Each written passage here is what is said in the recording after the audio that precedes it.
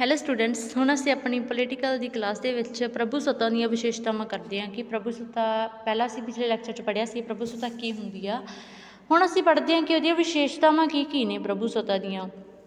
ਤਾਂ doctor Garner ਇਹਦੇ ਬਾਰੇ ਕਹਿੰਦੇ ਨੇ ਕਿ ਪ੍ਰਭੂਸੱਤਾ ਦੇ ਵਿੱਚ ਸਥਾਈਪਨ, ਅੱਡਪੁਣਾ, ਸਰਵ ਵਿਆਪਕਤਾ, ਏਕਤਾ, ਇੰਤਕਾਲ, ਅਯੋਗਤਾ ਅਤੇ ਅਵੰਡਤਾ ਅਤੇ ਨਿਰੰਕੁਸ਼ਤਾ ਦੀਆਂ ਅਸੀਮਤਾ ਵਾਲੀਆਂ ਵਿਸ਼ੇਸ਼ਤਾਵਾਂ ਹੁੰਦੀਆਂ ਨੇ। ਸਭ ਤੋਂ ਪਹਿਲੀ ਹੈ ਮੌਲਿਕਤਾ, ਓਰੀਜਨੈਲਿਟੀ।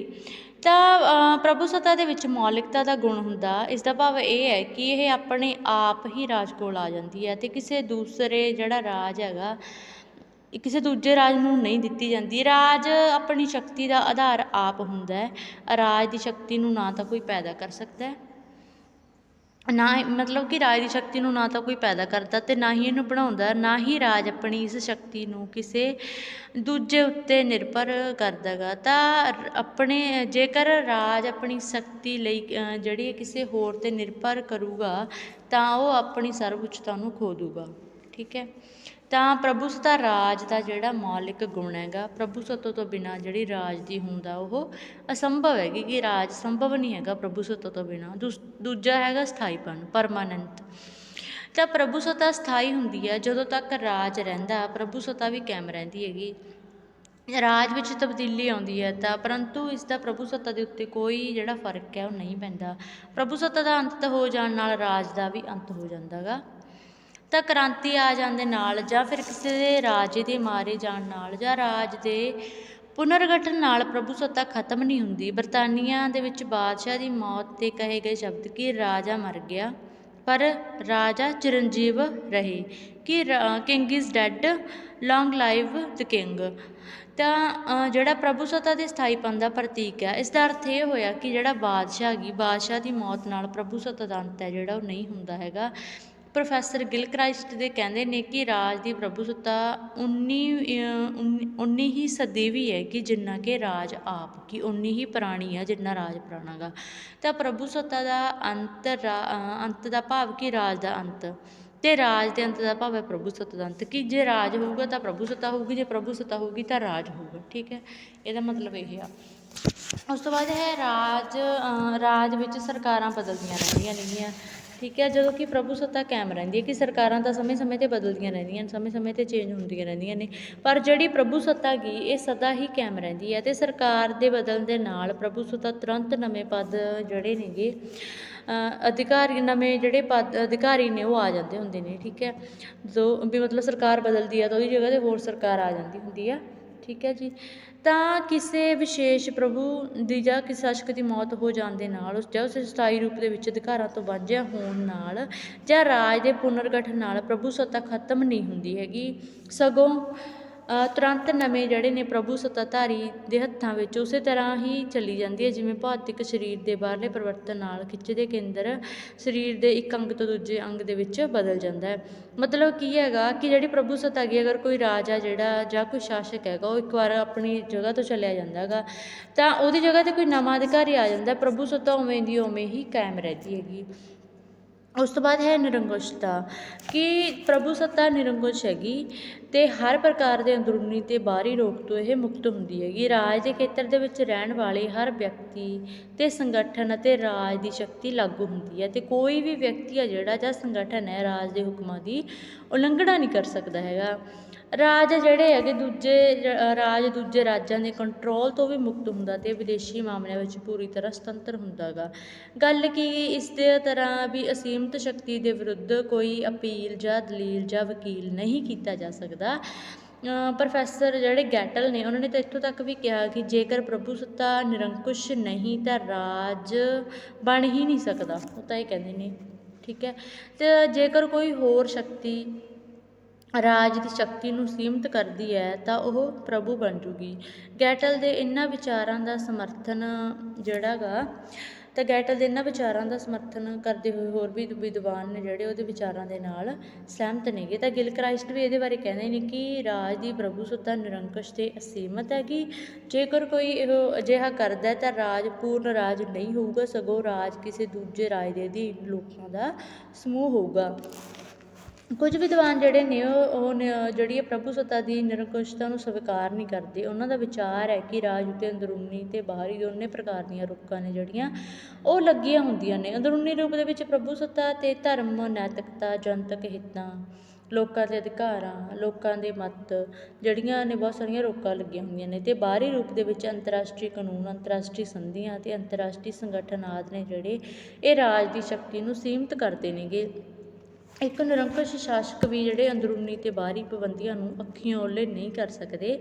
ਪਰ ਇੱਥੇ ਗੱਲ ਯਾਦ ਰਹੇ ਕਿ ਇਹ ਰੋਕਾਂ ਨੇ ਜਿਹੜੀਆਂ ਇਹ ਰਾਜ ਦੀਆਂ ਆਪਣੀਆਂ ਲਗਾਈਆਂ ਗਈਆਂ ਰੋਕਾਂ ਨੇਗੀਆਂ ਅਤੇ ਇਹਨਾਂ ਨੂੰ ਮੰਨਣਾ ਜਾਂ ਨਾ ਮੰਨਣਾ ਰਾਜ ਦੀ ਇੱਛਾ 'ਤੇ ਨਿਰਭਰ ਕਰਦਾ ਗਾ। ਤਾਂ ਇਤਿਹਾਸ ਗਵਾਹ ਹੈ ਕਿ ਅਨੇਕਾਂ ਵਾਰੀ ਰਾਜ ਦੇ ਅੰਦਰੂਨੀ ਅਤੇ ਬਾਹਰੀ ਰੋਕਾਂ ਦੀ ਪਰਵਾਹ ਕੀਤੇ ਬਿਨਾਂ ਆਪਣੀ ਮਰਜ਼ੀ ਨਾਲ ਵੀ ਕਾਰਜ ਕੀਤੇ ਹੋਏ ਨੇ। ਉਸ ਤੋਂ ਬਾਅਦ ਹੈਗਾ ਇਕਮਾਤਰਤਾ। ਤਾਂ ਪ੍ਰਭੂ ਸੱਤਾ ਦੇ ਜਿਹੜੇ ਇਕਮਾਤਰਤਾ ਦਾ ਅਰਥ ਇਹ ਹੈ ਕਿ ਇੱਕ ਰਾਜ ਵਿੱਚ ਇੱਕ ਹੀ ਪ੍ਰਭੂ ਸੱਤਾ ਹੁੰਦੀ ਹੈ। ਰਾਜ ਵਿੱਚ ਇਸ ਤਰ੍ਹਾਂ ਦੀ ਜਿਹੜੀ ਕਿਸੇ ਦੂਜੀ ਸ਼ਕਤੀ ਦੀ ਹੋਂਦ ਨਹੀਂ ਹੁੰਦੀ ਹੈਗੀ। ਜਿਵੇਂ ਇੱਕ ਮਿਆਨ ਦੇ ਵਿੱਚ ਦੋ ਤਲਵਾਰਾਂ ਨਹੀਂ ਰਹਿ ਸਕਦੀਆਂ ਹੈਗੀਆਂ, ਉਵੇਂ ਹੀ ਜਿਹੜਾ ਰਾਜ ਹੈਗਾ, ਰਾਜ ਵਿੱਚ ਦੋ ਜਿਹੜੇ ਨੇ ਪ੍ਰਭੂ ਸੱਤਾਸ਼ਾਲੀ ਸ਼ਾਸਕ ਨਹੀਂ ਹੋ ਸਕਦੇ ਹੈਗੇ। ਰਾਜ ਦੇ ਸਾਰੇ ਨਾਗਰਿਕਾਂ ਅਤੇ ਸਾਰੇ ਨਿਵਾਸੀਆਂ ਨੂੰ ਕਾਨੂੰਨੀ ਤੌਰ 'ਤੇ ਕੇਵਲ ਇੱਕ ਹੀ ਪ੍ਰਭੂ ਜਾਂ ਇੱਕ ਹੀ ਰਾਜ ਦੇ ਹੁਕਮਾਂ ਦੀ ਪਾਲਣਾ ਕਰਨੀ ਪੈਂਦੀ ਹੈਗੀ। ਤਾਂ ਆਧੁਨਿਕ ਰਾਜ ਦੇ ਵਿੱਚ ਜਿਹੜਾ ਸਮੰਤੀ ਰਾਜਾਂ ਦੀ ਤਰ੍ਹਾਂ ਸੀ, ਰਾਜ ਦੇ ਅੰਦਰ ਰਾਜ ਨੂੰ ਕੋਈ ਸਥਾਨ ਨਹੀਂ ਹੈਗਾ। ਤਾਂ ਪ੍ਰਭੂ ਆਪਣੀ ਇੱਛਾ ਦੇ ਅਨੁਸਾਰ ਆਪਣੀਆਂ ਸ਼ਕਤੀਆਂ ਨੂੰ ਕਿਸੇ ਦੂਜੇ ਵਿਅਕਤੀ ਨੂੰ ਸੌਂਪ ਸਕਦਾ ਗਾ, ਪਰੰਤੂ ਉਹ ਵਿਅਕਤੀ ਜਿਹੜਾ ਗਾ ਕਿਸੇ ਜਿਸ ਨੂੰ ਸ਼ਕਤੀਆਂ ਸੌਂਪੀਆਂ ਜਾਂਦੀਆਂ ਨੇਗੀਆਂ ਅਤੇ ਉਹ ਪ੍ਰਭੂ ਨਹੀਂ ਬਣ ਸਕਦਾ। ਉਹ ਪ੍ਰਭੂ ਦੇ ਅਧੀਨ ਰਹੂਗਾ ਅਤੇ ਉਸਦੇ ਸਮਾਨ ਜੋ ਉਸ ਤੋਂ ਉੱਚਾ ਉਹਦਾ ਪਦ ਨਹੀਂ ਹੋ ਸਕੂਗਾ। ਠੀਕ ਹੈ ਵੀ ਇਹਦੇ ਵਿੱਚ ਇੱਕ ਮਾਤਰਤਾ ਹੀ ਰਹੂਗੀ, ਇੱਕ ਬੰਦਾ ਹੀ ਸ਼ਾਸਨ ਕਰੂਗਾ। ਉਸ ਤੋਂ ਬਾਅਦ ਹੈਗਾ ਸਰਵ ਵਿਆਪਕਤਾ, ਯੂਨੀਵਰਸੈਲਿਟੀ। ਤਾਂ ਪ੍ਰਭੂ ਸੱਤਾ ਸਰਵ ਵਿਆਪਕ ਹੁੰਦੀ ਹੈ। ਇਹਦਾ ਭਾਵ ਇਹ ਹੈ ਕਿ ਰਾਜ ਦੇ ਖੇਤਰ ਦੇ ਵਿੱਚ ਰਹਿਣ ਵਾਲੇ ਵਿਅਕਤੀਆਂ, ਸੰਘਾਂ, ਵਸਤੂਆਂ ਆਦਿ ਅਤੇ ਰਾਜ ਦਾ ਸਰਵਉੱਚ ਕੰਟਰੋਲ ਹੁੰਦਾ ਗਾ। ਜੇ ਕੋਈ ਵੀ ਰਾਜ ਦੇ ਅਧਿਕਾਰ ਖੇਤਰ ਤੋਂ ਬਾਹਰ ਨਹੀਂ ਹੁੰਦਾ ਹੈਗਾ। ਤਾਂ ਰਾਜ ਵਿੱਚ ਰਹਿਣ ਵਾਲੇ ਸਾਰੇ ਵਿਦੇਸ਼ੀਆਂ ਨੂੰ ਵੀ ਰਾਜ ਦੇ ਹੁਕਮਾਂ ਦੀ ਪਾਲਣਾ ਕਰਨੀ ਪੈਂਦੀ ਹੈ। ਕਿ ਜਿਹੜੇ ਬਾਹਰਲੇ ਫੋਰਨਰ ਪਰਸਨ ਕਿਸੇ ਰਾਜ ਦੇ ਵਿੱਚ ਆ ਕੇ ਰਹਿ ਰਹੇ ਨੇ, ਉਹਨਾਂ ਨੂੰ ਵੀ ਜਿਹੜੀ ਹੈਗੀ ਹੁਕਮਾਂ ਦੀ ਪਾਲਣਾ ਕਰਨੀ ਹੀ ਪਊਗੀ। ਉਸ ਤੋਂ ਬਾਅਦ ਹੈ ਇੰਤਕਾਲ ਅਯੋਗਤਾ। ਇਹਦਾ ਭਾਵ ਇਹ ਹੈ ਕਿ ਰਾਜ ਆਪਣੀ ਪ੍ਰਭੂ ਸੱਤਾ ਨੂੰ ਆਪਣੇ ਤੋਂ ਵੱਖ ਨਹੀਂ ਕਰ ਸਕਦਾ ਹੈ ਅਤੇ ਨਾ ਹੀ ਇਸਦਾ ਕੋਈ ਹਿੱਸਾ ਕੱਟ ਕੇ ਕਿਸੇ ਦੂਜੇ ਨੂੰ ਦੇ ਸਕਦਾ ਗਾ। ਤਾਂ ਪ੍ਰਭੂ ਸੱਤਾ ਦਾ ਤਿਆਗ ਰਾਜ ਦੀ ਆਤਮ ਹੱਤਿਆ ਦੇ ਸਮਾਨ ਹੁੰਦਾ ਗਾ। ਕਿ ਰਾਜ ਜੇ ਅਸੀਂ ਪ੍ਰਭੂ ਸੱਤਾ ਦਾ ਅੰਤ ਕਰ ਦਾਂਗੇ ਤਾਂ ਰਾਜ ਦੀ ਵੀ ਆਤਮ ਹੱਤਿਆ ਹੋ ਜਾਊਗੀ, ਰਾਜ ਵੀ ਖਤਮ ਹੋ ਜਾਊਗਾ, ਕਿਉਂਕਿ ਇਹਦੇ ਨਾਲ ਹੀ ਰਾਜ ਦੀ ਹੋਂਦ ਹੁੰਦੀ ਹੈ।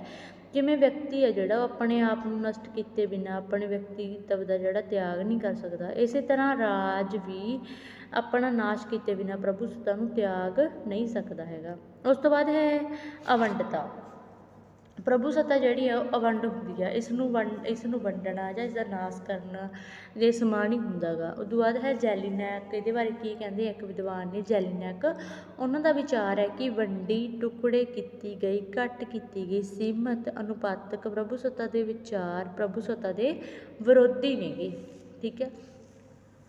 ਤਾਂ ਪਰੰਤੂ ਜਿਹੜੇ ਬਹੁਵਾਦੀ ਪ੍ਰਭੂ ਸੱਤਾ ਦੇ ਅਵੰਡ ਹੋਣ ਦੀ ਵਿਸ਼ੇਸ਼ਤਾ ਦੀ ਆਲੋਚਨਾ ਕਰਦੇ ਆ। ਉਹਨਾਂ ਦਾ ਵਿਚਾਰ ਹੈ ਕਿ ਪ੍ਰਭੂ ਸੱਤਾ ਵੱਖ-ਵੱਖ ਸੰਘਾਂ ਅਤੇ ਕੇਂਦਰ ਅਤੇ ਰਾਜਾਂ ਦੇ ਵਿੱਚ ਵੰਡੀ ਹੋਈ ਹੈ। ਲੋਵੈਲ, ਲਾਰਡ ਬਰਾਈਸ, ਮੈਡੀਸਨ, ਲੌਸਕੀ ਜਿਹੜੇ ਵਿਦਵਾਨ ਨੇਗੇ ਇਸ ਵਿਚਾਰ ਦੇ ਸਮਰਥਕ ਨੇ, ਉਹਨਾਂ ਦਾ ਵਿਚਾਰ ਠੀਕ ਨਹੀਂ, ਕਿਉਂਕਿ ਕੇਂਦਰ ਅਤੇ ਰਾਜਾਂ ਦੇ ਵਿੱਚ ਵਿਸ਼ਿਆਂ ਦੀ ਵੰਡ ਹੁੰਦੀ ਹੈਗੀ ਅਤੇ ਪ੍ਰਭੂ ਸੱਤਾ ਦੀ ਨਹੀਂ ਹੁੰਦੀ ਹੈਗੀ। ਇਸੇ ਤਰ੍ਹਾਂ ਹੀ ਰਾਜ ਦੇ ਵਿੱਚ ਪਾਏ ਜਾਣ ਵਾਲੇ ਸੰਘ ਨੇ ਜਿਹੜੇ ਪ੍ਰਭੂ ਸੱਤਾ ਸੰਪੰਨ ਨਹੀਂ ਹੁੰਦੇ ਹੈਗੇ, ਜਿਹੜੇ ਸੰਘ ਹੁੰਦੇ ਆ। ਉਸ ਤੋਂ ਬਾਅਦ ਹੈ ਏਕਤਾ, ਯੂਨਿਟੀ। ਤਾਂ ਪ੍ਰਭੂ ਸੱਤਾ ਵਿੱਚ ਏਕਤਾ ਦਾ ਗੁਣ ਹੁੰਦਾ ਗਾ। ਇਹ ਇੱਕ ਵਿਅਕਤੀ, ਦੋ ਵਿਅਕਤੀ ਜਾਂ ਵਿਅਕਤੀਆਂ ਦੇ ਸਮੂਹ ਕੋਲ ਹੋ ਸਕਦੀ ਹੈਗੀ, ਪਰੰਤੂ ਇਹਨਾਂ ਦੇ ਵਿੱਚ ਇਕਾਈ ਦੀ ਤਰ੍ਹਾਂ ਏਕਤਾ ਹੁੰਦੀ ਆ। ਅਸੀਂ ਉੱਪਰ ਪੜ੍ਹਿਆ ਗਾ ਕਿ ਪ੍ਰਭੂ ਸੱਤਾ ਅਵੰਡ ਹੁੰਦੀ ਹੈ, ਹੈ ਨਾ। ਤਾਂ ਇਸ ਨੂੰ ਵੰਡਣਾ ਇਸ ਨੂੰ ਨਾਸ਼ ਕਰਨ ਦੇ ਸਮਾਨ ਹੁੰਦਾ ਹੈਗਾ। ਇਹ ਆਪਣੇ ਆਪ ਦੇ ਵਿੱਚ ਪੂਰਨ ਹੁੰਦੀ ਹੈ ਅਤੇ ਇੱਕ ਹੀ ਹੁੰਦੀ ਹੈ, ਇਹਦੇ ਟੁਕੜੇ ਨਹੀਂ ਕੀਤੇ ਜਾ ਸਕਦੇ। ਉਸ ਤੋਂ ਬਾਅਦ ਹੈ ਅਵਿਨਾਸ਼ਤਾ। ਤਾਂ ਇਹਦਾ ਅਰਥ ਇਹ ਹੈ ਕਿ ਪ੍ਰਭੂ ਸੱਤਾ ਸਮਾਂ ਬੀਤਣ ਦੇ ਨਾਲ ਜਾਂ ਲੰਮੇ ਸਮੇਂ ਤੱਕ ਇਸਦਾ ਪ੍ਰਯੋਗ ਨਾ ਕੀਤੇ ਜਾਣ ਨਾਲ ਇਹਦਾ ਨਾਸ਼ ਨਹੀਂ ਹੁੰਦਾ ਅਤੇ ਨਾ ਹੀ ਕਮਜ਼ੋਰ ਹੁੰਦੀ ਹੈ। ਇਸ ਤੋਂ ਉਪਰੰਤ ਜੇਕਰ ਆਪਣੇ ਕਿਸੇ ਖੇਤਰ ਦੇ ਵਿੱਚ ਰਾਜ ਆਪਣੀ ਸਰਕਾਰ ਦੀਆਂ ਸ਼ਾਖਾਵਾਂ ਨਹੀਂ ਖੋਲ੍ਹੀਆਂ, ਇਹਦਾ ਅਰਥ ਇਹ ਨਹੀਂ ਹੈਗਾ ਕਿ ਧਰਤੀ ਦੇ ਕਿਸੇ ਟੁਕੜੇ 'ਤੇ ਰਾਜ ਦੀ ਪ੍ਰਭੂ ਸੱਤਾ ਨਸ਼ਟ ਹੋ ਗਈ। ਪ੍ਰਭੂ ਸੱਤਾ ਦਾ ਨਾਸ਼ ਹੀ ਨਹੀਂ ਹੁੰਦਾ, ਇਹ ਸਦਾ ਬਣੀ ਹੀ ਰਹਿੰਦੀ ਹੈ ਅਤੇ ਇਹ ਕਈ ਦੇਸ਼ਾਂ ਦੇ ਕਾਨੂੰਨ ਇਸ ਦੇ ਸਿਧਾਂਤ ਨੂੰ ਪ੍ਰਵਾਨ ਵੀ ਕਰਦਾ ਗਾ ਵੀ ਜੇਕਰ ਕਿਸੇ ਭਾਗ 'ਤੇ ਕਾਫੀ ਸਮੇਂ ਤੱਕ ਸੰਬੰਧਿਤ ਵਿਅਕਤੀ ਦਾ ਅਧਿਕਾਰ ਨਾ ਰਿਹਾ ਹੋਵੇ ਤਾਂ ਉਹਦੀ ਮਾਲਕੀ ਖਤਮ ਹੋ ਜਾਂਦੀ ਹੈ। ਪਰੰਤੂ ਰਾਜ ਦੇ ਵਿੱਚ ਪ੍ਰਭੂ ਸੱਤਾ 'ਤੇ ਇਸ ਜਿਹੜਾ ਸਿਧਾਂਤ ਹੈ ਇਹ ਲਾਗੂ ਨਹੀਂ ਹੁੰਦਾ। ਰਾਜ ਦੇ ਕਈ ਖੇਤਰ ਇਹੋ ਜਿਹੇ ਨੇ ਜਿਨ੍ਹਾਂ ਦੇ ਵਿੱਚ ਕੋਈ ਵਸੂ ਨਹੀਂ ਹੈਗੀ, ਪਰੰਤੂ ਇਹਦਾ ਅਰਥ ਇਹ ਨਹੀਂ ਹੁੰਦਾ ਕਿ ਸਮਾਂ ਬੀਤਣ ਦੇ ਨਾਲ ਜਿਹੜਾ ਖੇਤਰ ਅਤੇ ਰਾਜ ਦੀ ਪ੍ਰਭੂ ਸੱਤਾ ਦਾ ਨਾਸ਼ ਹੋ ਸਕਦਾ।